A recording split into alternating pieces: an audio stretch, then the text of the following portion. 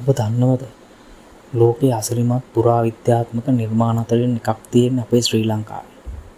ඒ තමයි සීගිරිය. මීට වසර 1500කට පමණ පෙර කාශ්‍යප රජු විසින් මෙම දැවැන්ත ගල් පර්වතය මත රජමාලිකාවක් ඉදි කළා. අඩි 660ක් පමණ උස මේ ගලට නැගීමට පියවර 1200කට ආසන්න සංඛ්‍යාවක් තියෙනවා. සීගිරියේ බිතු සිතුවම්, කැටපත් පවුර සහ සිංහදොරටුව අදටත් ලොව පුරා සංචාරකයන් මවිත කරන විස්මිත නිර්මාණයක්.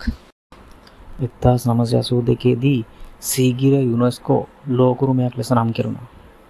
ඔබත් ජීවිතේ එක් වතාවක් හරි සීගිරිය නරඹන්න.